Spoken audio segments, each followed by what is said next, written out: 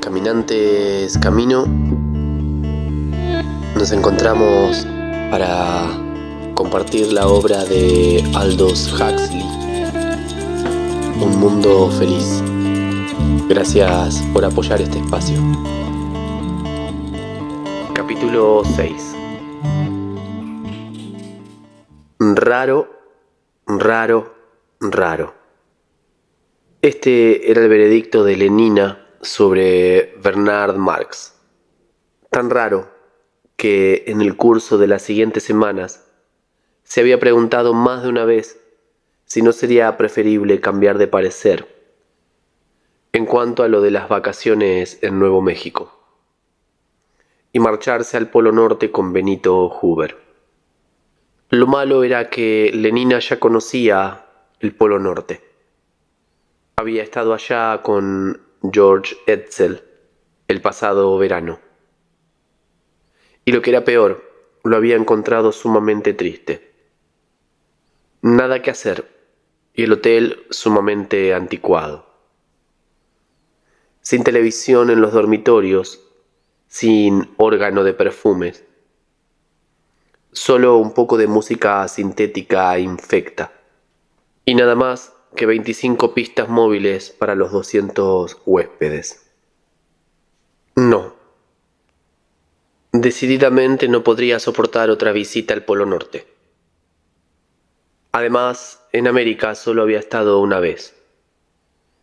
Y en muy malas condiciones. Un simple fin de semana en Nueva York, en plan de economías. Había ido con Jean-Jacques Avivullah o con Bokanowski Jones. Ya no se acordaba. En todo caso, no tenía la menor importancia. La perspectiva de volar de nuevo hacia el oeste y por toda una semana era muy atractiva. Además, pasarían al menos 3 días en una reserva para salvajes. En todo el centro, solo media docena de personas habían estado en el interior de una reserva salvaje. En su calidad de psicólogo alfa-beta, Bernard era uno de los pocos hombres que ella conocía que podía obtener permiso para ello. Para Lenina era aquella una oportunidad única. Y sin embargo, tan única era también la rareza de Bernard, que la muchacha había vacilado en aprovecharla y hasta había pensado correr el riesgo de volver al Polo Norte con el simpático Benito. Cuando menos, Benito era normal, en tanto que Bernard le pusieron alcohol en el sucedáneo. Esta era la explicación de Fanny para toda excentricidad. Pero Henry, con quien una noche, mientras estaban juntos en la cama, Lenina había discutido apasionadamente su nuevo amante. Henry había comparado al pobre Bernard a un rinoceronte. «Es imposible domesticar a un rinoceronte», había dicho Henry en su estilo breve y vigoroso. «Hay hombres que son casi como los rinocerontes. No responden adecuadamente al condicionamiento. Pobres diablos. Bernard es uno de ellos. Afortunadamente para él, es excelente en su profesión. De lo contrario, el director lo hubiese expulsado. Sin embargo, agregó consolándola, lo considero completamente inofensivo. Completamente inofensivo. Sí, tal vez. Pero también muy inquietante. En primer lugar, su manía de hacerlo todo en privado, lo cual en la práctica significaba no hacer nada en absoluto, porque ¿qué podía hacerse en privado? Aparte, desde luego, de acostarse. Pero no se podía pasar todo el tiempo así. Sí, ¿qué se podía hacer? Muy poca cosa. La primera tarde que salieron juntos hacía un tiempo espléndido. Lenina había sugerido un baño en el club rural Turkay, seguido de una cena en el Oxford Union. Pero Bernard dijo que habría demasiada gente y un partido de golf electromagnético en St. Andrews, nueva negativa. Bernard consideraba que el golf electromagnético era una pérdida de tiempo. «Pues, ¿para qué es el tiempo si no?», preguntó Lenina un tanto asombrada. «Por lo visto, para pasear por el distrito de los lagos, porque esto fue lo que Bernard propuso. Aterrizar en la cumbre de Skiddaw y pasear un par de horas por los brezales. Solo contigo, Lenina». «Pero, Bernard, estaremos solos toda la noche». Bernard se sonrojó y desvió la mirada. «Quiero decir, solos para poder hablar», murmuró. «¿Hablar? ¿Pero de qué?». «Andar y hablar». Vaya extraña manera de pasar una tarde. Al fin Lenina lo convenció muy a regañadientes y volaron a Ámsterdam para presenciar los cuartos de final del campeonato femenino de lucha de pesos pesados. Con una multitud, rezongó Bernard, como de costumbre. Permaneció obstinadamente sombrío toda la tarde. No quiso hablar con los amigos de Lenina, de los cuales se encontraron a docenas en el bar de helados de Soma, en los descansos. Y a pesar de su mal humor, se negó rotundamente a aceptar el medio gramo de helado de fresa que Lenina le ofrecía con insistencia. «Prefiero ser yo mismo», dijo Bernard. «Yo y desdichado, antes que cualquier otro ijocundo». «Un gramo a tiempo ahorra 9», dijo Lenina, exhibiendo su sabiduría hipnopédica. Bernard apartó con impaciencia la copa que le ofrecía. «Vamos, no pierdas los estribos», dijo Lenina. «Recuerda que un solo centímetro cúbico cura 10 sentimientos melancólicos». «Calla, por Ford, de una vez», gritó Bernard. Lenina se encogió de hombros. «Siempre es mejor un gramo que un taco», concluyó con dignidad. Y se tomó el helado. Cruzando el canal, camino de vuelta, Bernard insistió en detener la hélice impulsora y en permanecer suspendido sobre el mar, a unos 30 metros de las olas. El tiempo había empeorado. Se había levantado viento del sudoeste y el cielo aparecía nuboso. «Mira», le ordenó Bernard. «Lo encuentro horrible», dijo Lenina, apartándose de la ventanilla. La horrorizó el huidizo vacío de la noche, el oleaje negro, espumoso, del mar a sus pies, y la pálida faz de la luna, macilenta y triste entre las nubes en fuga. «Pongamos la radio enseguida». Lenina alargó la mano hacia el botón de mando situado en el tablero del aparato y lo conectó al azar. «El cielo es azul en tu interior», cantaban 16 voces trémulas. «El tiempo es siempre». Luego un tipo y el silencio. Bernard había cortado la corriente. «Quiero poder mirar el mar en paz», dijo. «Con este ruido espantoso ni siquiera se puede mirar». «Pero si es precioso, yo no quiero mirar». «Pues yo sí», insistió Bernard. «Me hace sentirme como si...». Vaciló buscando palabras para expresarse. «Como si fuese más yo, ¿me entiendes? Más yo mismo, y menos como una parte de algo más. No solo como una célula del cuerpo social». «Tú no lo sientes así, Lenina». Pero Lenina estaba llorando. «Es horrible», repetía una y otra vez. «¿Cómo puedes hablar así? ¿Cómo puedes decir que no quieres ser una parte del cuerpo social? Al fin y al cabo, todo el mundo trabaja para todo el mundo. No podemos prescindir de nadie. Hasta los epsilones. Sí, ya lo sé, dijo Bernard burlonamente. Hasta los epsilones son útiles. Y yo también. Ojalá no lo fuera. Lenina se escandalizó ante aquella exclamación blasfema. Bernard, protestó dolida y asombrada. ¿Cómo puedes decir esto? ¿Cómo puedo decirlo? Repitió Bernard en otro tono, meditabundo. No, el verdadero problema es ¿por qué no puedo decirlo? O mejor aún, puesto que en realidad sé perfectamente por qué. ¿Qué sensación experimentaría si pudiera, si fuese libre, si no me hallara esclavizado por mi condicionamiento? Pero Bernard, dices unas cosas horribles. ¿Es que tú no deseas ser libre, Lenina? No sé qué quieres decir. Yo soy libre. Libre de divertirme cuando quiera. Hoy día todo el mundo es feliz. Bernard rió. Sí, hoy día todo el mundo es feliz. Eso es lo que ya les decimos a los niños a los 5 años. Pero ¿no te gustaría tener la libertad de ser feliz de otra manera? A tu modo, por ejemplo, no a la manera de todos.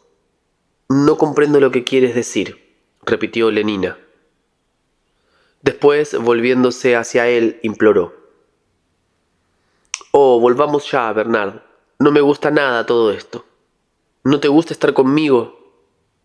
Claro que sí, Bernard, pero este lugar es horrible. Pensé que aquí estaríamos más juntos, con solo el mar y la luna de compañía. Más juntos que entre la muchedumbre y hasta que en mi cuarto. ¿No lo comprendes? No comprendo nada, dijo Lenina con decisión, determinada a conservar intacta su incomprensión. Nada. Y prosiguió en otro tono.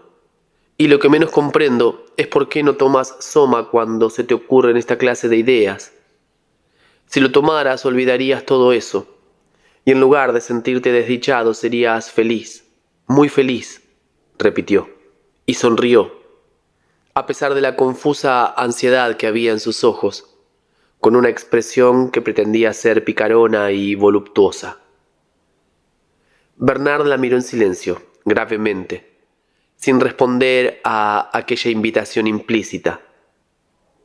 A los pocos segundos, Lenina apartó la vista, soltó una risita nerviosa, se esforzó por encontrar algo que decir y no lo encontró. El silencio se prolongó. Cuando por fin Bernard habló, lo hizo con voz débil y fatigada. De acuerdo, dijo, regresemos. Y pisando con fuerza el acelerador, lanzó el aparato a toda velocidad, ganando altura, y al alcanzar los 1200 metros puso en marcha la hélice propulsora. Volaron en silencio 1 o 2 minutos. Después, súbitamente, Bernard empezó a reír. De una manera extraña en opinión de Lenina, pero aún así no podía negarse que era una carcajada. ¿Te encuentras mejor?, se aventuró a preguntar. Por toda respuesta, Bernard retiró una mano de los mandos y, rodeándola con un abrazo, empezó a acariciarle los senos. Gracias a Ford, se dijo Lenina, ya está repuesto. Media hora más tarde se hallaba de vuelta a las habitaciones de Bernard. Este tragó de golpe 4 tabletas de soma, puso en marcha la radio y la televisión y empezó a desnudarse. Bueno, dijo Lenina, con intencionada picardía cuando se encontraron de nuevo en la azotea, el día siguiente por la tarde. ¿Te divertiste ayer? Bernard asintió con la cabeza. Subieron al avión. Una breve sacudida y partieron. Todos dicen que soy muy neumática, dijo Lenina meditativamente, dándose unas palmaditas en los muslos. Muchísimo. Pero en los ojos de Bernard había una expresión dolida. Como carne, pensaba. Lenina lo miró con cierta ansiedad. Pero no me encuentras demasiado llenita, ¿verdad? Bernard denegó con la cabeza. Exactamente igual que carne. ¿Me encuentras al punto? Otra afirmación muda de Bernard. ¿En todos los aspectos? Perfecta, dijo Bernard en voz alta. Y para sus adentros, esta es la opinión que tiene de sí misma. No le importaba ser como la carne. Lenina sonrió triunfalmente, pero su satisfacción había sido prematura. Sin embargo, prosiguió Bernard tras una breve pausa, hubiese preferido que todo terminara de otra manera. ¿De otra manera? Podía terminarse de otra. Yo no quería que acabáramos acostándonos, especificó Bernard. Lenina se mostró asombrada. Quiero decir, no enseguida, no el primer día. Pero entonces, ¿qué? Bernard empezó a soltar una serie de tonterías incomprensibles y peligrosas. Lenina hizo todo lo posible por cerrar los oídos de su mente, pero de vez en cuando una que otra frase se empeñaba en hacerse oír. Probar el efecto que produce detener los propios impulsos, le oyó decir. Fue como si aquellas palabras tocaran un resorte de su mente. No dejes para mañana la diversión que puedes tener hoy, dijo Lenina gravemente. 200 repeticiones, 2 veces por semana, desde los 14 años hasta los 16 y medio. Se limitó a comentar Bernard. Su alocada charla prosiguió. Quiero saber lo que es la pasión, oyó Lenina de sus labios. Quiero sentir algo con fuerza. Cuando el individuo siente, la comunidad se resiente, citó Lenina. Bueno, ¿y por qué no he de poder resentirme un poco? Bernard. Pero Bernard no parecía avergonzado. Adultos intelectualmente y durante las horas de trabajo, prosiguió, y niños en lo que se refiere a los sentimientos y los deseos. Nuestro Ford amaba a los niños. Sin hacer caso de la interrupción, Bernard prosiguió. El otro día de pronto se me ocurrió que había de ser posible ser un adulto en todo momento. Lo comprendo. El tono de Lenina era firme. Ya lo sé, y por esto nos acostamos juntos ayer, como niños, en lugar de obrar como adultos y esperar. Pero fue divertido, insistió Lenina, ¿no es verdad? Oh, sí, divertidísimo, contestó Bernard. Pero había en su voz un tono tan doloroso, tan amargo, que Lenina sintió de pronto que se esfumaba toda la sensación de triunfo. Tal vez, a fin de cuentas, Bernard la encontraba demasiado gorda.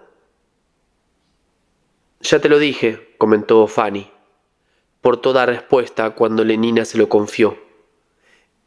Eso es el alcohol que le pusieron en el sucedáneo. Sin embargo, insistió Lenina, me gusta. Tiene unas manos preciosas y mueve los hombros de una manera muy atractiva, suspiró. Pero preferiría que no fuese tan raro. 2. Deteniéndose un momento ante la puerta del despacho del director, Bernard tomó aliento y se cuadró, preparándose para enfrentarse con el disgusto y la desaprobación que estaba seguro de encontrar en el interior. Luego llamó y entró. Vengo a pedirle su firma para un permiso, director, dijo con tanta naturalidad como le fue posible, y dejó el papel encima de la mesa. El director le lanzó una mirada agria, pero en la cabecera del documento aparecía el sello del despacho del interventor mundial, y al pie del mismo la firma vigorosa de gruesos trazos de Mustapha Mond. Por consiguiente, todo estaba en orden. El director no podía negarse. Escribió sus iniciales, 2 pálidas letras, al pie de la firma de Mustapha Mond, y se disponía, sin comentarios, a devolver el papel a Bernard, cuando casualmente sus ojos captaron algo que aparecía escrito en el texto del permiso. «Se va a la reserva de Nuevo México», dijo, y el tono de su voz, así como la manera con que miró a Bernard, expresaba una especie de asombro lleno de agitación. Sorprendido ante la sorpresa de su superior, Bernard asintió. Sobrevino un silencio. El director, frunciendo el ceño, se arrellanó en su asiento. «¿Cuánto hará de ello?», dijo, más para sí mismo que dirigiéndose a Bernard. 20 años, creo. Casi 25. Tendría su edad, más o menos. Suspiró y movió la cabeza. Bernard se sentía sumamente violento. Un hombre tan convencional, tan escrupulosamente correcto como el director, incurrir en una incongruencia. Ello le hizo sentir deseos de ocultar el rostro, de salir corriendo de la estancia. No porque hallara nada intrínsecamente censurable en que la gente hablara del pasado remoto. Aquel era uno de los tantos prejuicios hipnopédicos de los que Bernard, al menos eso creía él, se había librado por completo. Lo que le violentaba era el hecho de saber que el director lo desaprobaba. Lo desaprobaba y, sin embargo, había incurrido en el pecado de hacer lo que estaba prohibido. ¿A qué compulsión interior habría obedecido? A pesar de la incomodidad que experimentaba, Bernard escuchaba atentamente. «Tuve la misma edad que usted», decía el director. «Quise echar una ojeada a los salvajes. Logré un permiso para Nuevo México y fui a pasar allí mis vacaciones veraniegas, con la muchacha con la que iba a la sazón. Era una beta menos, y me parece», cerró un momento los ojos, «me parece que era rubia. En todo caso, era neumática, particularmente neumática. Esto sí lo recuerdo. Bueno, fuimos allá, vimos a los salvajes, paseamos a caballo, etc. Y después, casi el último día de mi permiso, bueno, la chica se perdió. Habíamos ido a caballo a una de aquellas asquerosas montañas, con un calor horrible y opresivo, y después de comer fuimos a dormir una siesta. Al menos yo lo hice. Ella debió de salir de paseo sola. En todo caso, cuando me desperté, la chica no estaba. Y en aquel momento estallaba una tormenta encima de nosotros, la más fuerte que he visto en mi vida. Llovía a cántaros, tronaba y relampagueaba. Los caballos se soltaron y huyeron al galope. Al intentar atraparlos, caí y me herí en la rodilla, de modo que apenas podía andar. Sin embargo, empecé a buscar a la chica, llamándola a gritos una y otra vez. Ni rastro de ella. Después pensé que debía haberse marchado sola al refugio. Así pues, me arrastré como pude por el valle, siguiendo el mismo camino por donde habíamos venido. La rodilla me dolía horriblemente y había perdido mis raciones de soma. Tuve que andar horas. No llegué al refugio hasta pasada la medianoche. Y la chica no estaba, repitió el director. Siguió un silencio. Bueno, prosiguió al fin. Al día siguiente se organizó una búsqueda, pero no la encontramos. Debió de haber caído por algún precipicio. ¿O acaso la devoraría algún león de las montañas? Sábelo Ford. Fue algo horrible. En aquel entonces me trastornó profundamente, más de lo lógico, lo confieso, porque al fin y al cabo aquel accidente hubiese podido ocurrirle a cualquiera, y desde luego el cuerpo social persiste, aunque sus células cambien. Pero aquel consuelo hipnopédico no parecía muy eficaz, y el director se sumió en un silencio evocador. «Debió de ser un golpe terrible para usted», dijo Bernard, casi con envidia. Al oír su voz, el director se sobresaltó con una sensación de culpabilidad y recordó dónde estaba. Lanzó una mirada a Bernard y, rehuyendo la de sus ojos, se sonrojó violentamente. Volvió a mirarle con súbita desconfianza, herido en su dignidad.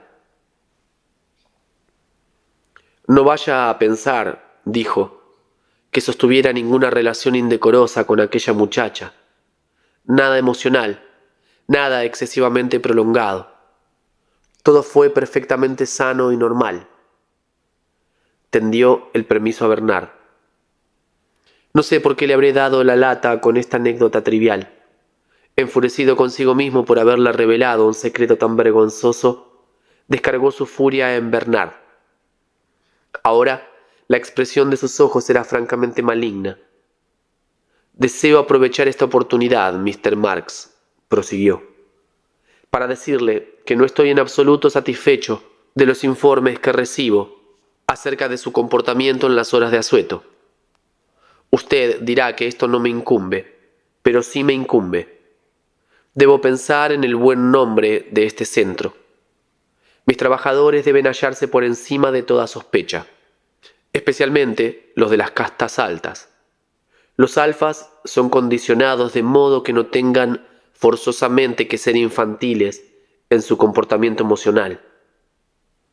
Razón de más para que realicen un esfuerzo especial para adaptarse. Su deber estriba en ser infantiles, aun en contra de sus propias inclinaciones. Por esto, Mr. Marks, debo dirigirle esta advertencia». La voz del director vibraba con una indignación que ahora era ya justiciera e impersonal, viva expresión de la desaprobación de la propia infracción de las normas del decoro infantil. «Si siguen llegando quejas sobre su comportamiento, solicitaré su transferencia a algún subcentro, a ser posible en Islandia. Buenos días». Y volviéndose bruscamente en su silla, cogió la pluma y empezó a escribir. «Esto le enseñará», se dijo. Pero estaba equivocado, porque Bernard salió de su despacho cerrando de golpe la puerta tras de sí, crecido, exultante ante el pensamiento de que se hallaba solo, enzarzado en una lucha heroica contra el orden de las cosas, animado por la embriagadora conciencia de su significación e importancia individual. Ni siquiera la amenaza de un castigo le desanimaba, más bien constituía para él un estimulante. Se sentía lo bastante fuerte para resistir y soportar el castigo, lo bastante fuerte hasta para enfrentarse con Islandia. Y esta confianza era mayor cuanto que, en realidad, estaba íntimamente convencido de que no debería enfrentarse con nada de aquello. A la gente no se la traslada por cosas como aquellas. Islandia no era más que una amenaza sumamente estimulante. Avanzando por el pasillo, Bernard no pudo contener su deseo de silbotear una canción. Por la noche, en su entrevista con Watson, su versión de la charla sostenida con el director cobró visos de heroicidad, después de lo cual, concluyó, me limité a decirle que podía irse al pasado sin fin, y salí del despacho. Y esto fue todo. Miró a Helmholtz Watson con expectación, esperando su simpatía, su admiración. Pero Helmholtz no dijo palabra, y permaneció sentado, con los ojos fijos en el suelo. Apreciaba a Bernard. Le agradecía el hecho de ser el único de sus conocidos con quien podía hablar de cosas que presentía que eran importantes. Sin embargo, había cosas en Bernard que le parecían odiosas. Por ejemplo, aquella fanfarronería y los estallidos de autocompasión con que la alternaba. y su deplorable costumbre de mostrarse muy osado después de ocurridos los hechos y de exhibir una gran presencia de ánimo en ausencia. Odiaba todo esto, precisamente porque apreciaba a Bernard. Los segundos pasaban, Helmholtz seguía mirando al suelo, y súbitamente Bernard, sonrojándose, se alejó. 3. El viaje transcurrió sin el menor incidente. El cohete azul del Pacífico llegó a Nueva Orleans con 2 minutos y medio de anticipación. Perdió 4 minutos a causa de un tornado en Texas. Pero al llegar a los 9.511 de longitud oeste, penetró en una corriente de aire favorable y pudo aterrizar en Santa Fe con menos de 40 segundos de retraso con respecto a la hora prevista. 40 segundos en un vuelo de 6 horas y media no está mal, reconoció Lenina. Aquella noche durmieron en Santa Fe. El hotel era excelente, incomparablemente mejor, por ejemplo, que el horrible palacio de la aurora boreal, en el que Lenina había sufrido tanto el verano anterior. En todas las habitaciones había aire líquido, televisión, masaje por vibración, radio, solución de cafeína hirviente, anticoncepcionales calientes y 8 clases diferentes de perfumes. Cuando entraron en el vestíbulo, el aparato de música sintética estaba en funcionamiento y no dejaba nada que desear. Un letrero en el ascensor informaba de que en el hotel había 60 pistas móviles de juego de pelota y que en el parque se podía jugar al golf de obstáculos y al electromagnético. «Es realmente estupendo», exclamó Lenina. «Casi me entran ganas de quedarme aquí. 60 pistas móviles». «En la reserva no habrá ni una sola», le advirtió Bernard. «Ni perfumes, ni televisión, ni siquiera agua caliente. Si crees que no podrás resistirlo, quédate aquí hasta que yo vuelva». Lenina se ofendió. «Claro que puedo resistirlo. Solo dije que esto es estupendo porque, bueno, porque el progreso es estupendo, ¿no es verdad?» 500 repeticiones una vez por semana, desde los 13 años a los 16, dijo Bernard, aburrido como para sí mismo. «¿Qué decías?» «Dije que el progreso es estupendo. Por esto no debes ir conmigo a la reserva, a menos que lo desees de veras». «Pues lo deseo». «De acuerdo, entonces», dijo Bernard casi en tono de amenaza. Su permiso requería la firma del guardián de la reserva, a cuyo despacho acudieron debidamente a la mañana siguiente. Un portero negro Epsilon menos pasó la tarjeta de Bernard y casi inmediatamente les hicieron pasar. El guardián era un alfa menos, rubio y braquicéfalo, bajo, rubicundo, de cara redonda y anchos hombros, con una voz fuerte y sonora, muy adecuada para enunciar ciencia hipnopédica. Era una auténtica mina de informaciones innecesarias y de consejos que nadie le pedía. En cuanto empezaba, no acababa nunca, con su voz de trueno resonante. 560.000 kilómetros cuadrados divididos en 4 subreservas, cada una de ellas rodeada por una valla de cables de alta tensión. En aquel instante, sin razón alguna, Bernard recordó de pronto que se había dejado abierto el grifo del agua de colonia de su cuarto de baño, en Londres, alimentada con corriente procedente de la central hidroeléctrica del Gran Cañón. «Me costará una fortuna cuando vuelva».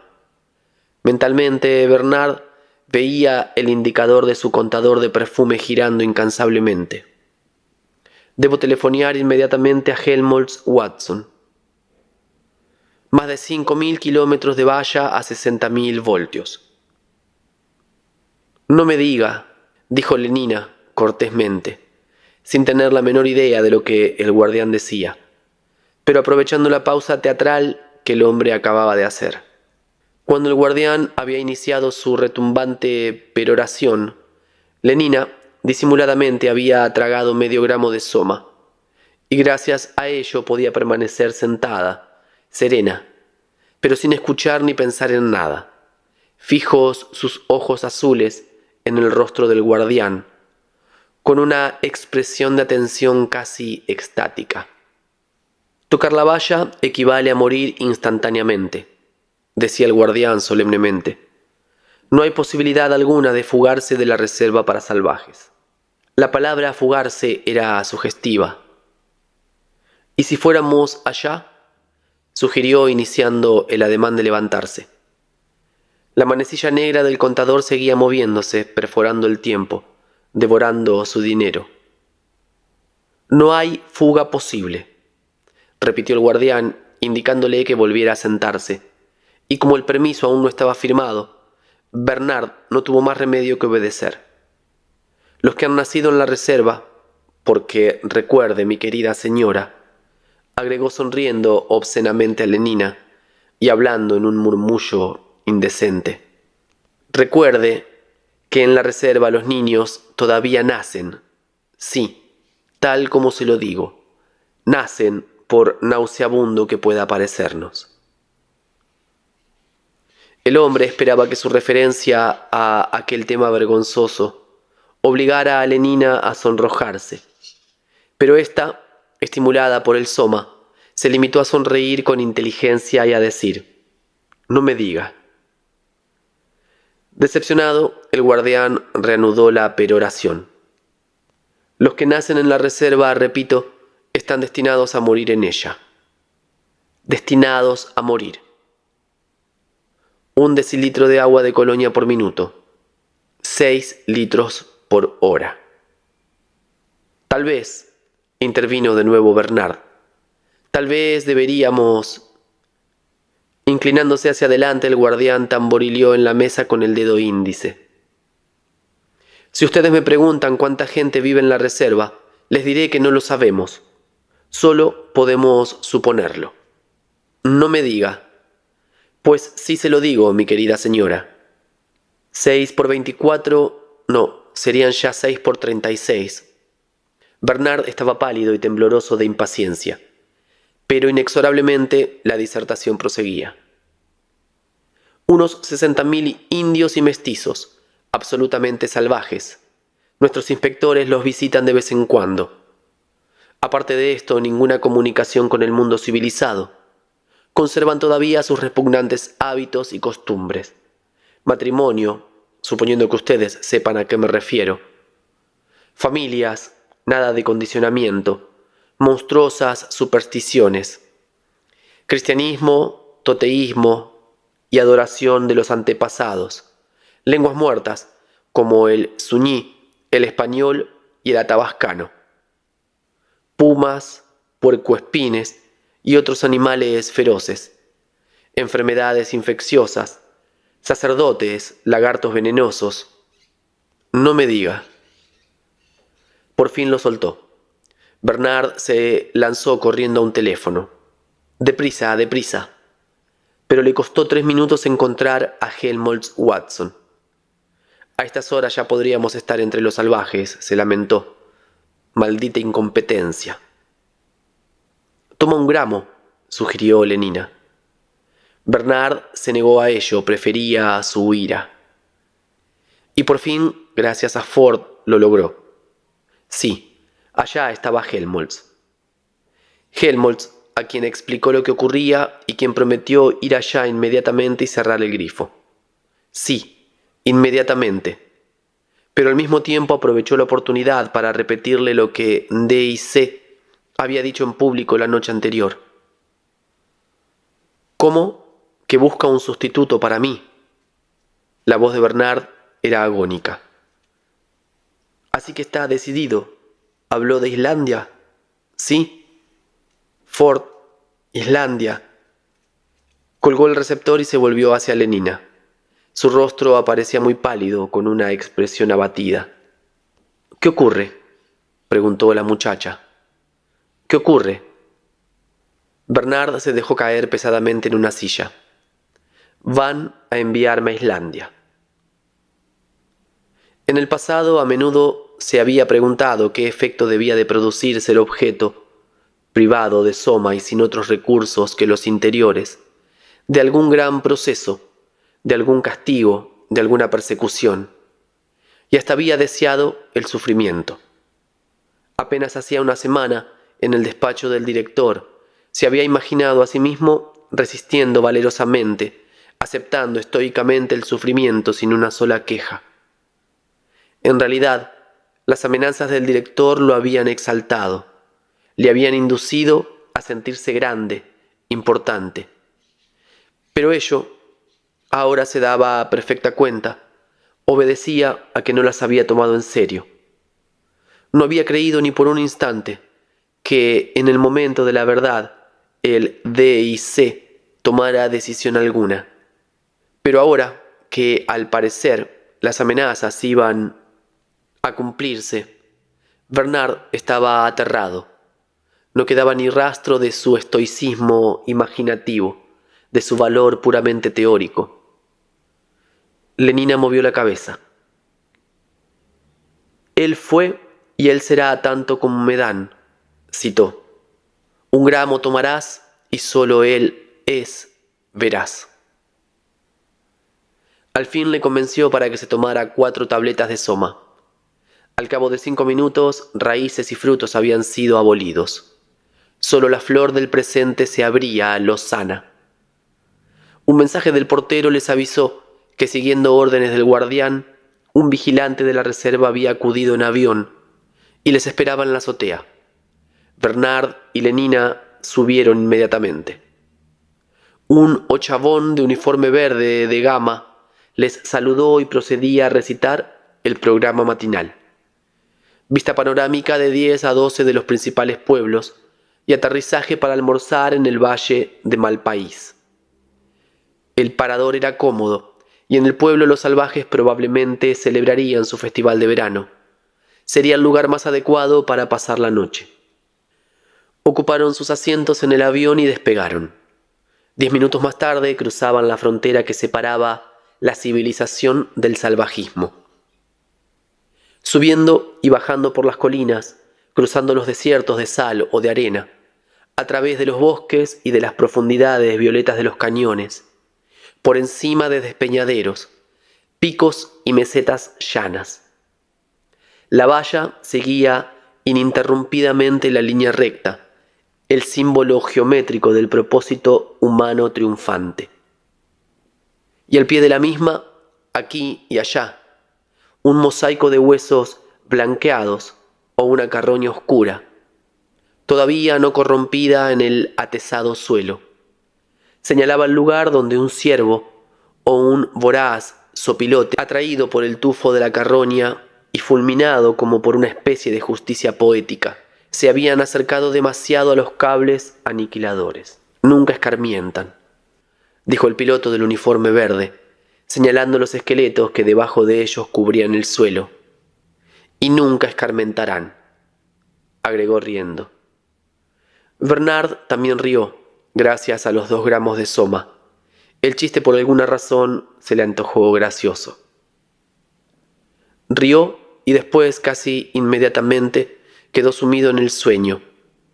Y durmiendo fue llevado por encima de Taos y Tezuco, de Namba, Picores y Pojoaqué, de Sia y Cochiti, de Laguna, Acoma y la Mesa Encantada, de Cibola y Ojo Caliente.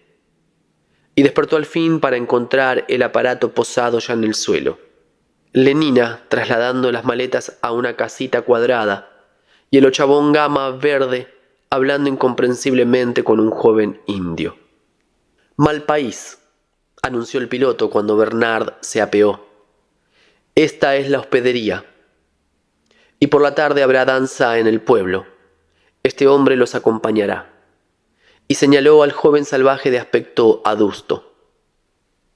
«Espero que se diviertan», sonrió. «Todo lo que hacen es divertido». Con estas palabras, subió de nuevo al aparato y puso en marcha los motores. «Mañana volveré. Y recuerde», agregó tranquilizadoramente, dirigiéndose a Lenina, «que son completamente mansos. Los salvajes no les harán daño alguno. Tienen la suficiente experiencia de las bombas de gas para saber que no deben hacerles ninguna jugarreta». Riendo todavía, puso en marcha la hélice del autogiro, aceleró y partió. Final de la lectura del capítulo número 6. Muchas gracias una vez más por acompañar en esta aventura, suscribirse, compartir el canal. Nos damos cita para la próxima entrega, el capítulo número 7. Un gran abrazo.